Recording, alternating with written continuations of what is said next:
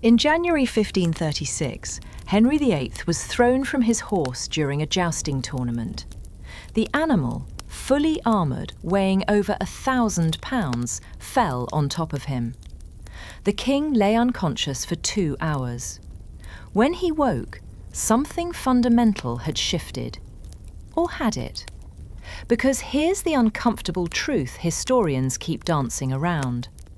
Henry VIII didn't need a head injury to become a monster. The capacity for destruction was always there, coiled and waiting. The jousting accident didn't create a tyrant. It simply removed whatever thin veneer of self-control he'd been maintaining. Estimates suggest that between 20,000 and 72,000 people were executed during Henry's reign, though the higher figures include all capital punishments in England during this period, not just those Henry personally ordered. Even at the lower end, that's roughly 500 to 700 executions per year across his 37-year reign. The exact numbers are disputed, but either way, they're staggering. More than any other English monarch in a comparable time span.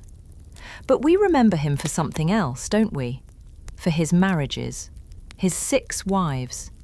Divorced, beheaded, died, divorced, beheaded, survived. What a charming rhyme. What a sanitized way to describe systematic destruction. Because Henry VIII didn't just marry 6 women, he destroyed them. One by one, methodically, with the full power of the English state behind him. Some lost their lives, some lost their dignity. All of them lost pieces of themselves they'd never get back. And the pattern, God, the pattern is so clear when you lay it out. The escalation, the paranoia, the rage building like pressure behind a dam until it burst and drowned whoever was closest. This is the story of 6 women who made the fatal mistake of catching a king's attention. The anatomy of destruction repeated 6 times, each iteration more vicious than the last. This is Henry VIII, the man who loved women to death. Catherine of Aragon was Henry's first wife. She was also a princess of Spain, daughter of the legendary Isabella and Ferdinand, widow of Henry's brother Arthur. She was educated, pious, politically savvy. She'd served as England's regent while Henry went to war, commanding armies and running the kingdom with more competence than Henry himself showed. And Henry destroyed her. Slowly, methodically, with a cruelty that's breathtaking even by Tudor standards. They'd been married for nearly 24 years when Henry decided he was done. Nearly a quarter century. 6 pregnancies, only 1 surviving child, Mary. Henry convinced himself the marriage was cursed, that God was punishing him for marrying his brother's widow. Never mind that he'd been desperate to marry her in the first place. Never mind that the Pope had granted a special dispensation. Never mind that Catherine swore, credibly, that her marriage to Arthur had never been consummated, making her technically eligible to marry Henry. None of that mattered once Henry decided it didn't. First came the annulment proceedings, years of them, dragging Catherine through ecclesiastical courts, forcing her to defend her honour, her marriage, her daughter's legitimacy. Henry's lawyers argued she'd lied about her virginity, that she'd deceived him, that their daughter was illegitimate. Catherine fought. Of course she fought. She was a Spanish princess, not some courtier who'd roll over when threatened. She appealed to the Pope. She marshalled supporters.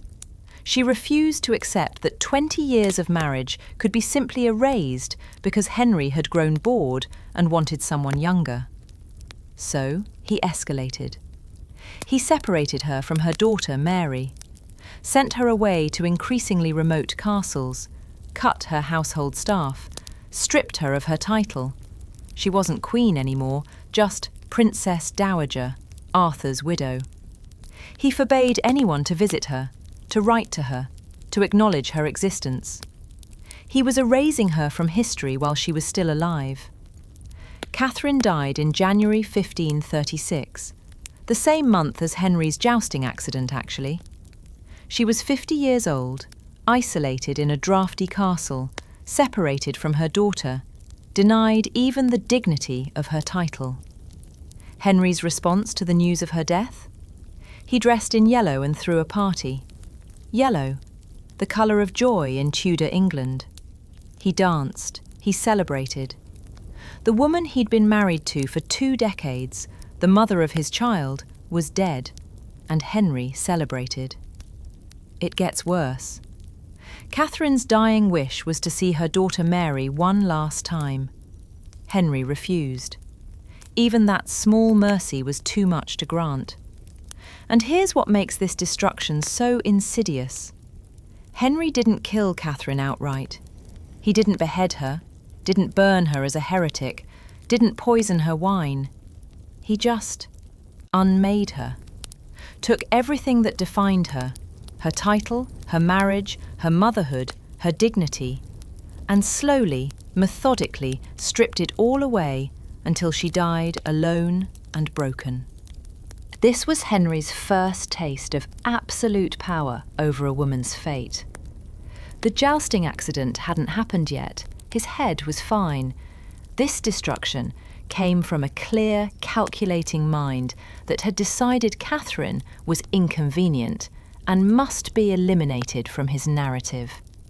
It would only get worse from here. Anne Boleyn represents a pivotal turning point for Henry. The moment he learned he could murder a queen and face no consequences. Before Anne, he'd destroyed Catherine of Aragon through humiliation and erasure. Cruel, yes, but at least she'd died of natural causes in her bed. After Anne, the restraints were gone. If he could fabricate treason charges and behead an anointed queen, what couldn't he do? 7 years of pursuit, England torn from Rome, a 1,000-year religious tradition shattered, all for Anne. 3 years of marriage, 1 surviving daughter, a handful of miscarriages. Then, 17 days from arrest to execution. The charges were fabricated. Everyone knew it. The courtiers who testified, the judges who convicted, the crowd who watched her die. Adultery with 5 men, including her own brother. A plot to murder the king and marry her lovers. It was absurd, impossible, transparent fiction. But here's what Henry discovered. When you're king, fiction becomes fact if you want it badly enough. He could point at an innocent woman and call her guilty. He could murder a queen in broad daylight, dress it up as justice, and dare anyone to call it what it was. No one dared. Within 5 months of his 1536 jousting injury, Henry accused Anne Boleyn of adultery, imprisoned and executed her, then married James Seymour. The timing is instructive. The head injury didn't create this impulse. It removed his inhibitions about acting on it. Anne's real crime? She'd failed to produce sons. She'd voiced political opinions. She'd quarrelled with him. She'd proven to be a real woman with flaws and agency, not the fantasy he'd built up during 7 years of pursuit. For that, she died. And the speed of it. Arrested May 2nd, dead May 19th. 17 days from queen to corpse. Henry had refined his technique. Practice makes perfect after all, even in murder. That brings us to the good wife, Jane Seymour. Jane is often recognised as Henry's favourite, the one he truly loved, the one he asked to be buried beside when he died. But was she truly his favourite wife, or did she just die before she could disappoint him? Jane gave Henry what he wanted most and what made her invaluable: a son.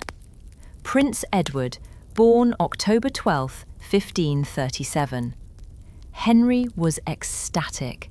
Finally, validation. Finally, proof that God approved of his choices. 12 days later, Jane was dead. Puerperal fever, childbed fever, a common killer in the 16th century. Henry stayed by Jane's bedside as she died. He grieved, genuinely by all accounts, wore black for 3 months, wrote mournful letters about divine providence, mingling his joy with bitterness. Fled to Westminster to mourn in private, inconsolable. He loved Jane, or at least, he loved what she'd given him before she had the chance to become human, become flawed, become real. Jane's death was convenient for Henry in ways we don't like to acknowledge. She'd served her purpose, produced a male heir, and then conveniently removed herself before Henry could grow bored with her, before she could age or gain weight or voice opinions or do any of the 1,000 things that might have turned his affection into rage. She's remembered fondly not because Henry loved her more intensely than Anne, his obsession with her was far more consuming, but because she died at the peak of her usefulness, before his love could curdle into something darker. So yes, Henry absolutely mourned her death, and then he moved on. 3 more marriages, 3 more attempts to recapture what he'd briefly had with Jane, or what he convinced himself he'd had. But Jane's memory remained pristine, the perfect wife, the one who'd given him a son and asked for nothing in return. The one whose image wasn't tainted by arguments or aging or the slow erosion of his interest. She'd been spared that. Death had been kinder to her than Henry's continued affection would have been. In a way, Jane Seymour is the most tragic figure of all. She's remembered as Henry's favourite wife, but what she really was, the only one who escaped complete destruction by dying first.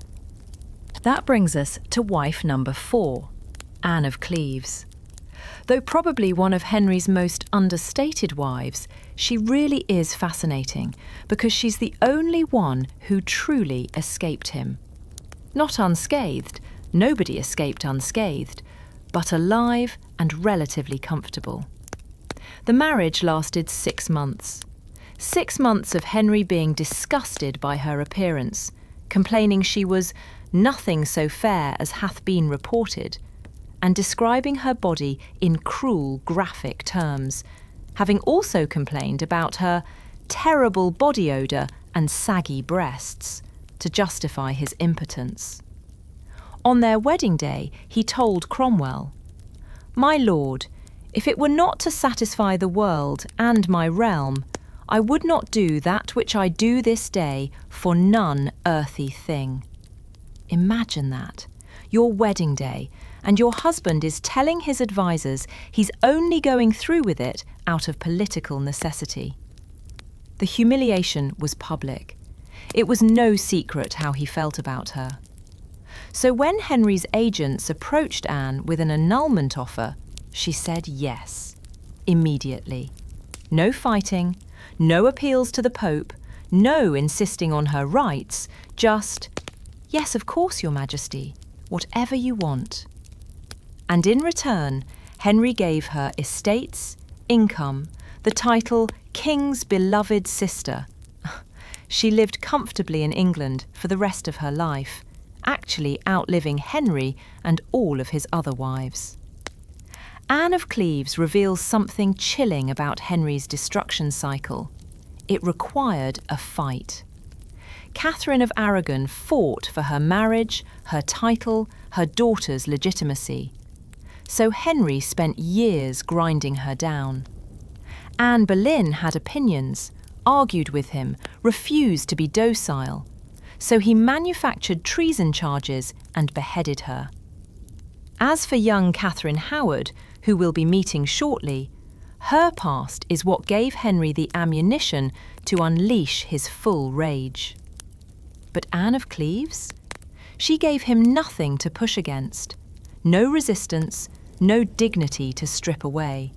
No fight to justify escalation. She just surrendered. Immediately, completely. Anne refused to participate. She took the money, kept her head, and lived a long, peaceful life.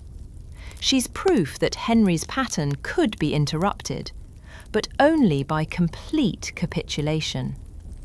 Only by giving him everything he wanted without resistance. And maybe him finding her ugly didn't hurt either. It's not a happy lesson, but it's an instructive one. By the time Henry married Catherine Howard in 1540, he was a different man than the one who'd married Catherine of Aragon 31 years earlier. He was 49, massively obese. His mobility was increasingly restricted as his leg wounds frequently became infected, causing him excruciating pain. He had constant headaches. His personality had become volatile, paranoid, cruel. His temper flared more easily, and he developed a reputation for cruelty, particularly toward those closest to him. The head injury from 1536 had accelerated what was already there, a capacity for violence, for rage, for destruction. Catherine Howard was 16, maybe younger. Records are unclear because, frankly, no one cared enough to document her birth with precision. Her family, the ambitious Howards, who'd already thrusted Anne Boleyn into Henry's court of rage, decided to try again. They'd learned nothing from watching Anne walk to the scaffold. Or perhaps they'd learned exactly the wrong lesson, that the risk was worth the temporary power, the fleeting influence, the chance to whisper in a king's ear. So they pushed Catherine forward, a teenage girl raised in neglect, used by older men, traumatized by experiences no child should endure. They dressed her up, taught her to smile, and offered her to an aging, diseased king like a lamb to slaughter. They sacrificed her. When Archbishop Cranmer handed Henry evidence of Catherine's past, relationships with older men who'd preyed on her as a young teenager, and possible romantic encounters during their marriage, Henry's response revealed everything about who he'd become. Not grief that his young wife had been exploited as a child, not concern for her well-being, not even calculated political manoeuvring. Pure, incandescent rage. The aging king who could barely walk, whose leg wept smelly pus through bandages, whose impotence was an open secret at court, this man felt humiliated, betrayed, made to look foolish by a 17-year-old girl. So he destroyed everyone within reach. Thomas Culpeper and Francis Derham were executed with maximum brutality. Culpeper got the mercy of simple beheading, his reward for being the king's former favourite. Derham suffered the full traitor's death, hanged until nearly dead, cut down, castrated, disemboweled while conscious, then finally beheaded. His body was quartered and displayed around London as a warning. Lady Rochford, previously married to Anne's brother George Boleyn, and who'd arranged meetings between Catherine and Culpeper, was beheaded on the same scaffold as Catherine. She'd suffered a complete mental breakdown while imprisoned, raving, incoherent, possibly psychotic. Parliament had to pass a special law making it legal to execute the insane, so Henry could kill her too. You heard that right.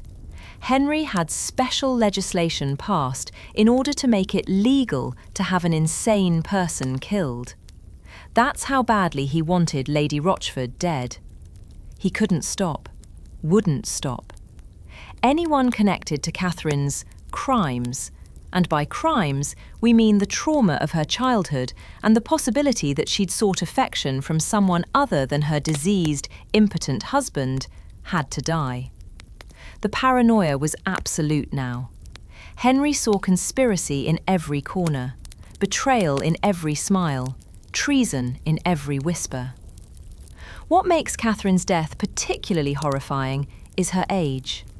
She was 17 when she was executed, a teenager, used by her family, blackmailed by former lovers, trapped in marriage to a diseased and aging king, and then brutally killed when she couldn't perform the impossible role assigned to her.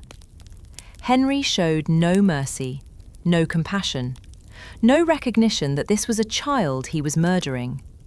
The man who'd once written love poetry, who danced and jousted and charmed the ladies of his court, was gone. What remained was rage and paranoia. He had begun to order the agonizing deaths of his subjects and courtiers for the flimsiest of reasons, or sometimes for no reason at all. This brings us to the last of Henry's wives, Catherine Parr. Catherine understood the assignment: survive. By the time she became Henry's sixth wife in 1543, the pattern was unmistakable. 2 queens executed, 1 humiliated and divorced, 1 dead in childbed, 1 driven to her grave through systematic erasure. Catherine was intelligent, educated, already twice widowed at 31. She'd been courting Thomas Seymour, younger, handsome, not a murderous tyrant. Then Henry decided he wanted her. She had no choice, this she knew. You don't refuse a king. Especially not this king, who by now was 52, grotesquely obese, unable to walk without assistance, his leg ulcer so infected that servants could smell him from rooms away. So Catherine married him. And then she performed the most exhausting role of her life, playing the perfect wife to a dying monster. She managed his volcanic moods, soothed his rages when he screamed at servants, nursed his rotting leg, changing bandages soaked with pus, pretending the smell didn't make her gag. Read to him, played cards with him, listened to his paranoid rants about traitors and conspiracies. And most importantly, most carefully, she never, ever gave him a reason to add her name to the list of dead wives. But in 1546, Henry's paranoia nearly did kill her. Conservative Catholics at court, threatened by Catherine's Protestant leanings, began whispering to Henry. She was too opinionated, too religious. She questioned his theological positions. She might be a heretic. A warrant was drawn up for Catherine's arrest. The same pattern that had destroyed Anne Boleyn and Catherine Howard was beginning all over again. Catherine found out about the plot, luck or perhaps a warning from a sympathetic courtier.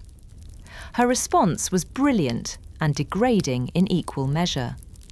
She went to Henry and abased herself completely. She claimed she'd only discussed theology to distract him from his pain, that she was just a silly woman who needed his guidance, that she would never presume to question his wisdom. It was a lie. Catherine Parr was highly educated and had strong theological opinions. But she told Henry exactly what his ego needed to hear, and it worked. The arrest warrant was withdrawn. Good on her.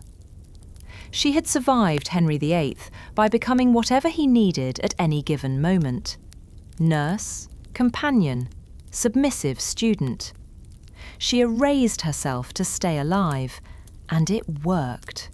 She was still Henry's wife when he died in January 1547, bloated and sickly, and finally, mercifully, gone.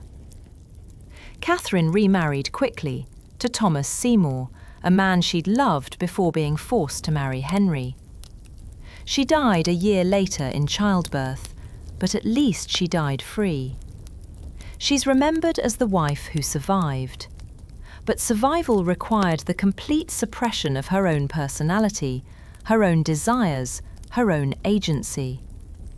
Henry didn't kill her body, But he killed parts of herself, just like he'd killed parts of all of them.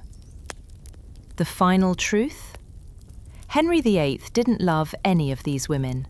Not really. Love doesn't systematically destroy. Love doesn't erase. Love doesn't murder.